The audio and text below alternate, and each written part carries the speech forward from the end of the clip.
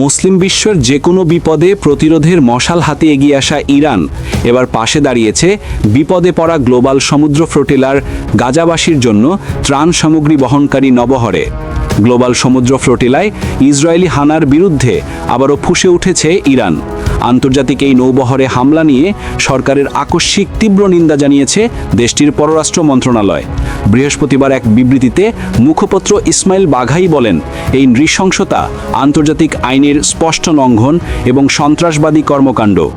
এছাড়া বিভিন্ন দেশ থেকে আগত ফ্লোটিলার কর্মী এবং তৃণমূল পর্যায়ের গোষ্ঠীগুলোর মানবিক প্রচেষ্টার ভূয়সী প্রশংসাও করেন তিনি। ইরানকে নিজেদের কৌশলগত মিত্র হিসেবে দাবি করে ফিলিস্তিনের সশস্ত্র প্রতিরোধ সংগঠনগুলো ইসরায়েলের বিরুদ্ধে কয়েক দশকের লড়াইয়ে ফিলিস্তিনি যোদ্ধাদের অকুণ্ঠ সমর্থন দেয় বারবার মূল্য দিয়েছে তেহরান। তবুও ফিলিস্তিনের হাত ছাড়েনি ইরান। এরই ধারাবাহিকতায় ফিলিস্তিনের মুক্তিকামী মানুষের পাশে সহায়তার হাত বাড়াতে আসা আন্তর্জাতিক মানবাধিকার কর্মীদের পাশে দাঁড়িয়েছে খামেনি প্রশাসনও।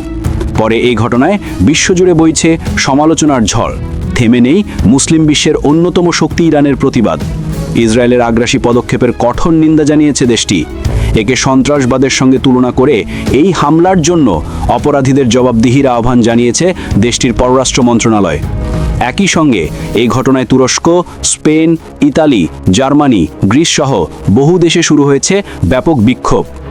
শুধু ইরানই নয়, ফ্লোটিলা নৌবহরকে বাধা দেয়া ও বেশ কয়েকজনকে আটকের ঘটনায় বিশ্বজুড়ে নিন্দার ঝড় উঠেছে।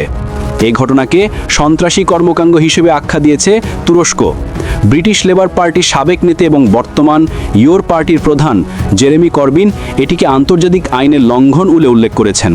আর নৌবহরে বাধা দেয়া ও কয়েকজনকে আটক করাকে অপহরণ আখ্যা দিয়েছে ফ্রিডম ফ্লোটিলা কর্তৃপক্ষ।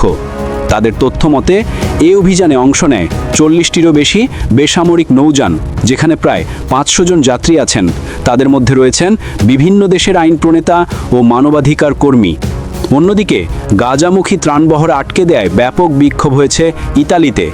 রাতেই দেশটির রাজধানী রোমের সড়কে নেমে বিক্ষোভ করেন হাজার হাজার মানুষ। শুক্রবার দেশটির সবচেয়ে বড় শ্রমিক ইউনিয়ন ধর্মঘট ডেকেছে। এছাড়া বিক্ষোভ হয়েছে জার্মানি, তুরস্ক, গ্রিস সহ কয়েকটি দেশে।